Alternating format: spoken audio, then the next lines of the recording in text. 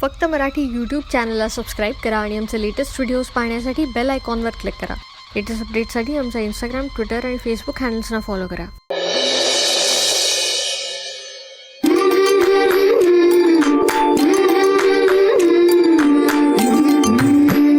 काटा पायात रुतला अंगणात खेळताना डोळ्यामध्ये आले पाणी सलत्याचा सोसताना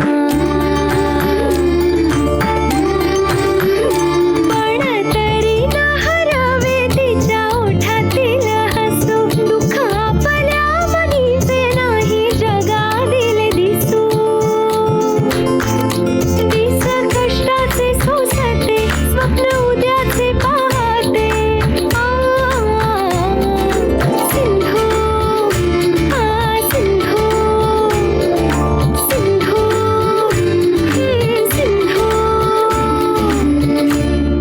विलासराव कुठे घेऊन गेला होता मुलांना? मार्तंड रानड्यांच्या घरातल्या मुलांनी त्या अर्जुन सारख्या मुलाला देवळात प्रवेश दिला असं जर का पुण्यात इतर लोकांना कळलं तर केवढा अनर्थ ओढवला असता. उद्यापासून त्या अर्जुनशी बोलणं तर सोडाच, पण त्याच्या जवळपासही फिरकायचं नाही, नाहीतर शाळा कायमची बंद.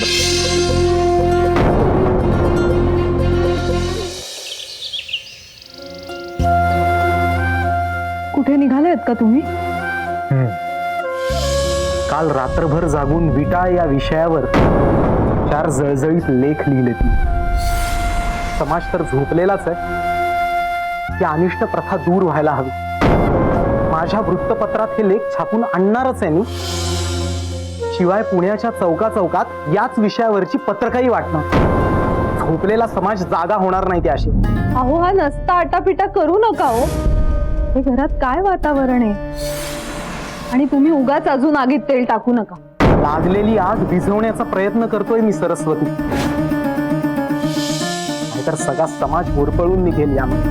अहो, पण मामनजींना तुमचं हे वागणं आवडणार नाही. नको आवडू दे, मलाही आवडत नाही त्यांचा कर्मठपणा.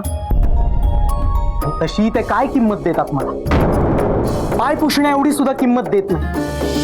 सर्वांसमक्ष कसे बोलले ते ऐकलं नाहीस तू? अहो, ते रागाच्या भरात बोलतात. तुम्ही अगं, रागाच्या भरात कुणीही काहीही बोलावं का ग सरस्वती? सिंधू आणि देवव्रताला आपण आपल्या मुलासारखं वाढवतो ना. हो, बरोबर आहे तुमचं, पण मग ती आपल्या पोटची मुलं नसल्यामुळे आपण त्यांच्या बाबतचा कुठलाही निर्णय घ्यायचा नाही का? हा न्याय आहे. त्यांनी त्यांच्या मित्राशी हसायचं नाही, खेळायचं नाही, त्याच्याबरोबर गप्पा मारायच्या नाही. हा न्याय आहे. मला अडचणीत टाकणारे प्रश्न विचारू नका तुम्ही. मला या सगळ्याची उत्तरं माहित नाहीत. मला काही कळत नाही यातलं. एक तर कालचा अख्खा दिवस मुलांची चिंता करण्यात गेलाय. आता ती सुखरूप घरी परत आली आहेत ना, हेच पुरेच आहे माझ्यासाठी. तुम्ही आता नसते वाद उकरून काढू नका. कुठेही जाऊ नका तुम्ही. मी हात जोडून विनंती करते. मी जाणार सरस्वती. या कर्मठ लोकांनी समाजाची सगळी व्यवस्था पोखरून ठेवली. ती आम्हा समाज सुधारकांनाच नीट करायला हवी. त्याला इलाज नाही. त्यासाठी लागलं तर सगळ्या घरातल्यांच्या विरोधात मी जाईल, पण मी हे काम सोडणार नाही. अहो, पण मामनजी, अहो,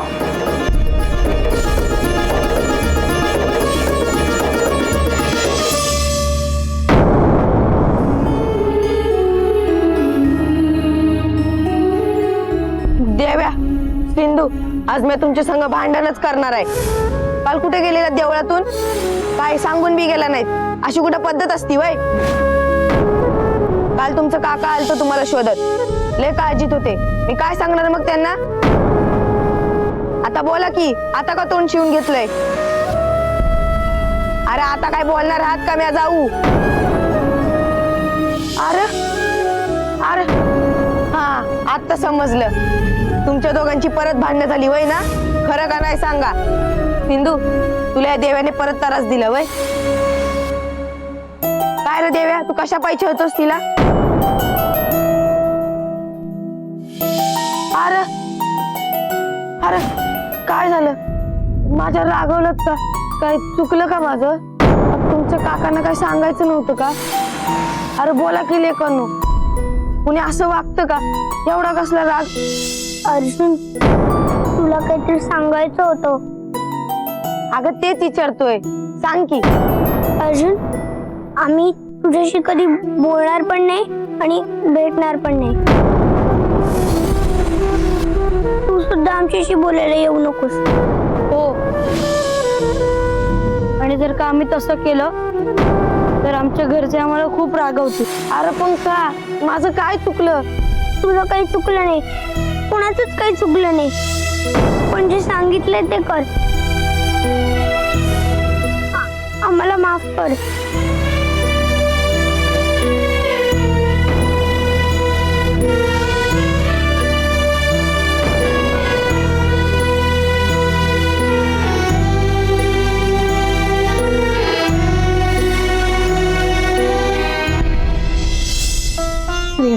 श्री हरी. सासूबाई, तेज आणली, तुम्ही घ्याल ना नंतर? नंतर जाऊ दे, मीच देते. अगो राहू दे ग, ठेव, मी घेते हो नंतर. बरे वाटते मला आता. सरस्वती, अगो काय झाले, अशी उदास का दिसतेस? नाही, काही नाही. अगो नाही नाही म्हणतेस, चेहरा का उतरला एवढा? काय झाले सांग हो.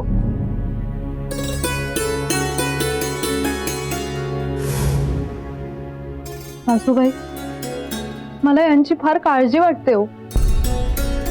समाजात कुठेही भेदभाव असू नये, विटाळासारख्या अनिष्ट प्रथा बंद व्हाव्यात म्हणून पुण्यात सगळीकडे पत्रकं वाटायला गेलेत हे. आता यामुळे आणखीन कुठला वाद उद्भवू नये एवढंच वाटतंय मला. श्री हरी, श्री हरी. अगं आता हे काय आणखी नवीन खूळ? हो, मामनजी बोलले ना त्यांना, तेव्हापासून जरा जास्तच दुखावले तो. पण मी काय म्हणते, वडीलच आहेत ना ते. मग एखाद दुसरा शब्द इकडचा तिकडे झाला तर एवढं मनाला लावून घ्यायची काय गरज आहे? अगो यांनी तरी कशाला इतके ताणायचे? यांनाही कधी कधी भानच राहत नाही हो. तू सांगते सरस्वती, अण्णाचं कधी कौतुक करणार नाही तो तोंड भरून, पण त्याला नावं ठेवायला मात्र अगदी पुढे. अगो त्याचंही वाईट वाटणारच ना ग सरस्वती. अगो या सगळ्याचा ताण आलाय का तुझ्या मनावर? अगो सरस्वती, बोल हो माझ्याशी. माझ्याशी बोलायला काही हरकत नाही हो. बोल. सासूबाई, खरं सांगू का हो तुम्हाला, या दोघांच्या भांडणामध्ये माझी खूप ओढाताण होते हो. दोन्ही टोकं सांभाळता सांभाळता नाकी नऊ येतात. दोघही कधी कधी ऐकत नाही. आणि या सगळ्यात घरातली शांतता मात्र निघून जाते हो. अगदी योग्य ते बोललीस बघ. अगो मी धडधाकट असताना यांना समजावून समजावून थकले हो. पुरुषांच्या या असल्या आडमुठ्या वागण्यामुळं आपण बायका निष्कारण भरडल्या जातो. त्यांना हवं तसं हे वागतात ग.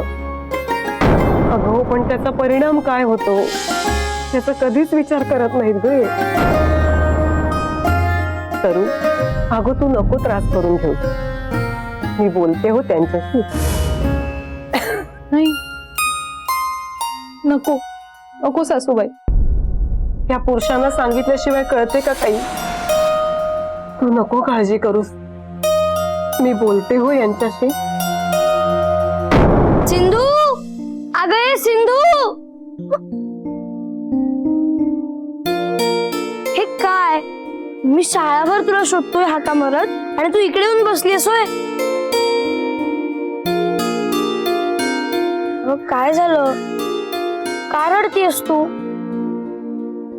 मी खूप वाईट मुलगी आहे ना देवव्रत.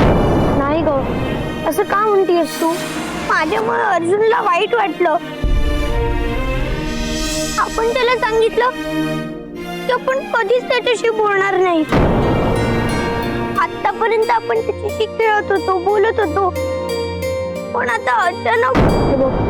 आपण काही चुकीचं सांगितलं का त्याला? आप्पा आजोबा बाबा त्यांनी जे सांगितलं तेच सांगितलं ना. नको ना गरडू. पण त्याच्यात अर्जुनचा काय दोष? अगं दोष तुझाही नाही आणि त्याचाही नाही. तू रडू नको ना ग. तू कशाला त्रास करून घेतेय. तर आपण घरी जाऊ. घरी सगळे वाट बघत असतील. मला नाही जायचं कुठेच. अगं असं काय करतेस. तू घरी येणारच नाहीस का. हवं तर थोडे दिवस गेल्यावर आपण बाबांना पुन्हा विचारू. पण तू असं नको ना ग करू. चल घरी उठ उठ उठ. आणि आपण जर का घरी नाही ना गेलो तर घरातल्या सगळ्यांना पुन्हा आपली काळजी लागून राहील ग. चल चल चल चल.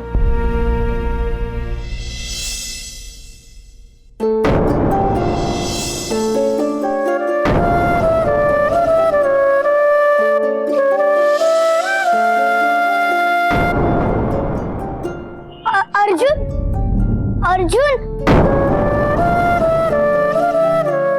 बघ त्याचा चेहरा रडून रडून कसं झालंय ते.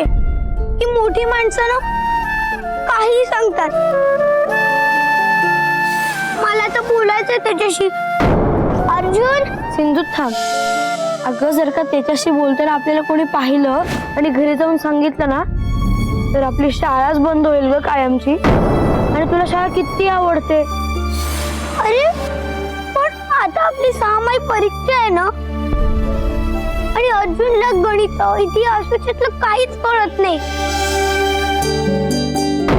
आणि जर आपण त्याला शिकवलं नाही तर तो पास कसा होईल. अगं पण बाबांनी गुरुजींनाही सांगून ठेवलंय की आपल्यावर लक्ष ठेवा म्हणून. मग आपण शाळेच्या बाहेर येऊन बोलत जाऊ त्याच्याशी. मला त्याला असं बघवत नाहीये. मी आता बोलणार नाही त्याच्याशी. अगं सिंधू थांब. ऐक माझं. नको बोलू त्याच्याशी. अर्जुन अर्जुन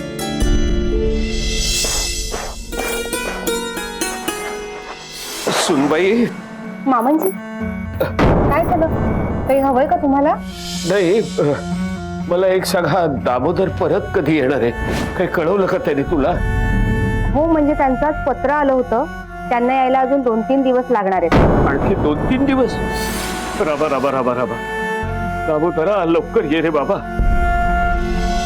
तोवर हा चांडाळ विलास काय करून ठेवेल ह्याचा नेम नाही. तुम्ही काही म्हणालात का. काय झालंय मामांजी. काही बोलायचंय का तुम्हाला. नाही बाबा, मला कुठं काय सांगायचंय. काही नाही. हे बघा तुम्हाला कसली तरी चिंता सतावते हे नक्की. काय झालंय सांगा बरं. नाही म्हणजे आता तू विषयच काढलायस तर सांगतो.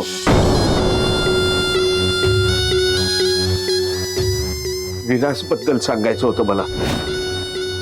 म्हणजे ना तो दिसतो तसा.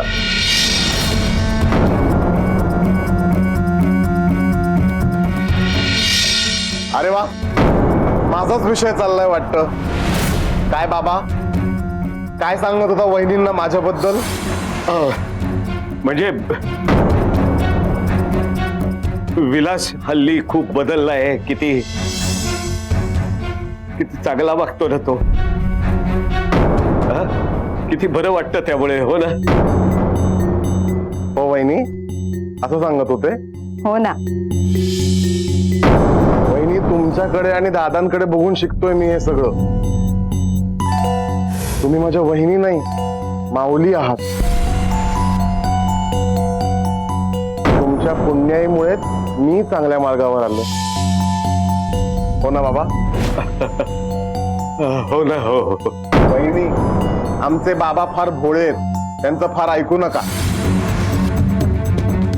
चला मी दुकानात जातो आणि ते काल राहिलेलं वाणसामान घेऊन येतो. आणि हो, येताना देवळातही जाऊन येतो.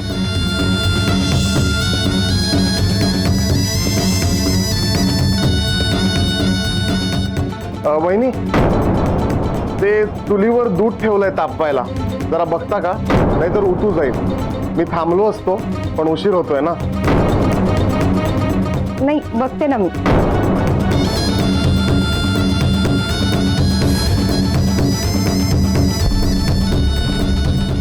काय बाबा, काय सांगत होता वहिनींना माझ्याबद्दल.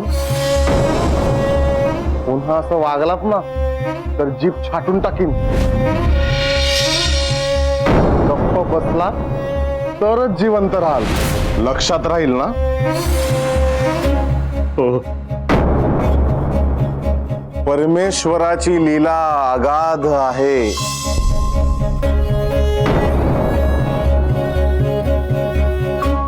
राम राम राम राम राम राम.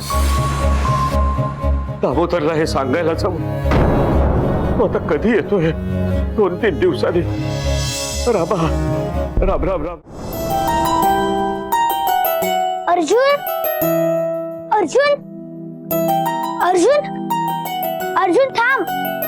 ऐकू येते का तुला अर्जुन? आता जरा हळू बोल ना, कोणी ऐकलं तर त्याला घरी नाव सांगतील आणि मग एकदा सांगितलं ना, सांगू दे ना. बघ तू ऐकत पण नाहीये, बोल सुद्धा देत नाहीये. अर्जुन अर्जुन थांब. अर्जुन आत्ताच बोलायला हवं का त्याच्याशी? हो, तो आपला मित्र आहे ना. अगं मित्र आहे, पण कोणी ओरडलं तर? नाही ओरडणार. मी एकदा तरी त्याला नीट समजवते.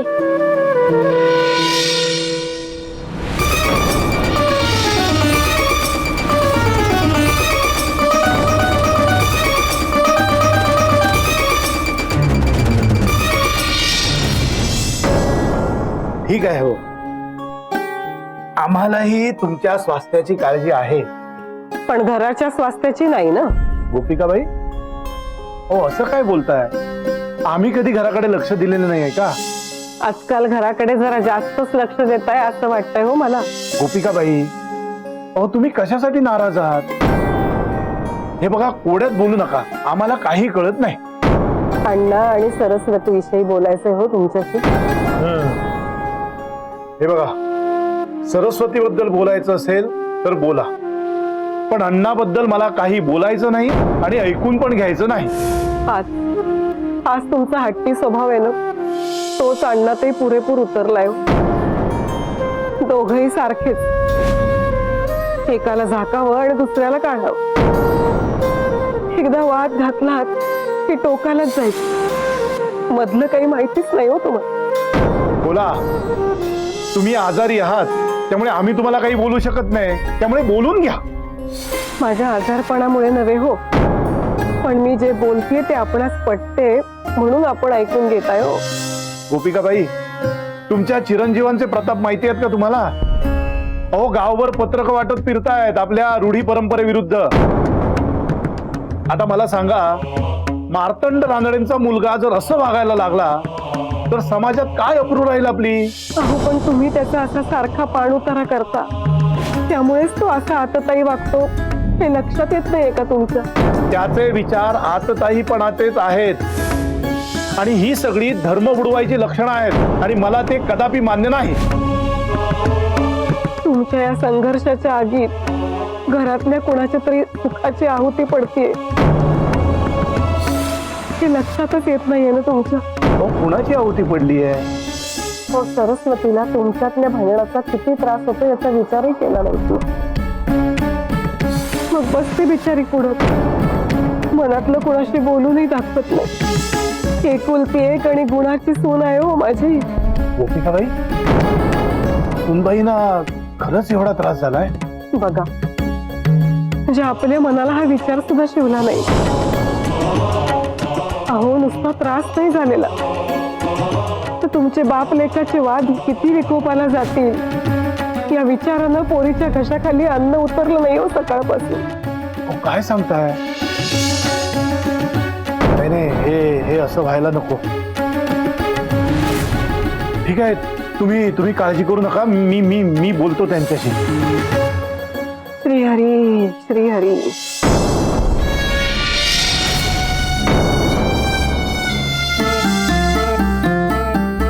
काय हे सुनबाई, काय हे कुलदीपक, तुम्हाला एवढं सांगितलं तरी समजत नाही? त्या अर्जुनशी बोलायचंय तुम्हाला?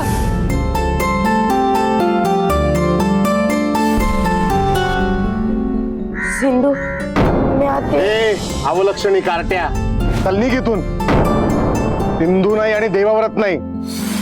पुन्हा इथे दिसलास ना तर तंगड तोडी ना. मी म्हटलं ना. अर्जुन तू थांब. थांब ग.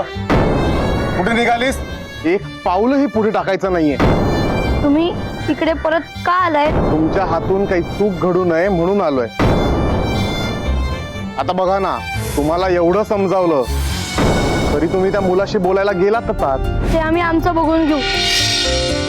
सिंधू, तू घाबरू नकोस आणि वाईट तर अजिबातच वाटून घेऊ नकोस. तुझ्यात काहीच चूक नाहीये. सगळ्या काकांमुळेच घडलंय. तेच आपल्याला मंदिरातनं जबरदस्ती घेऊन गेले.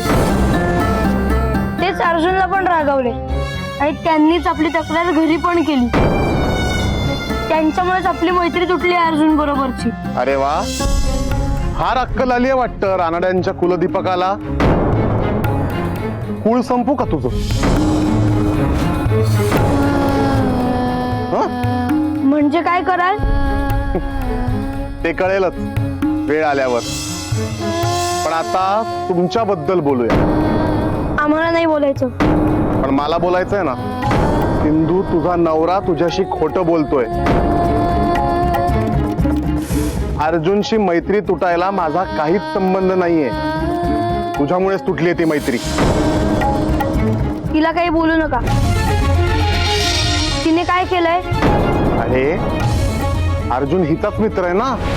काय ग सिंधू, तू त्याला देवळात घेतलंस म्हणूनच घडलं नाही सगळं. नाहीतर ही वेळच आली नसती. मुळात तू तसल्या धुणी भांडी करणारीच्या मुलाशी मैत्री केलीस, हेच चुकलं. तुझ्यामुळे आज त्याचे हे हाल होत आहेत. पुन्हा त्याच्याशी बोलायला गेलीस ना तर फक्त घरात नाही, अख्ख्या गावभर सांगीन. मग काय काय शिक्षा भोगायला लागेल याचा विचार कर जरा. तुम्ही हिला का बोलताय? कारण हिनं पापच तसं केलंय.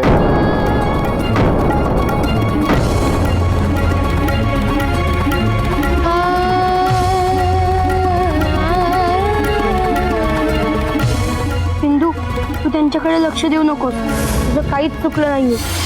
ते खोटं बोलतायत आणि तू काहीच केलं नाहीयेस. नाही, माझं सगळं चुकलं. सगळं माझ्यामुळेच घडलंय. मीच वेडी आहे.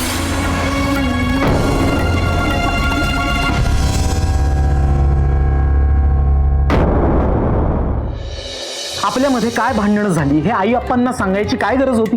आधीच आप्पा मला करंट समज. पण मी आपल्याबद्दल काहीच सांगितलं नाहीये मामंजींना.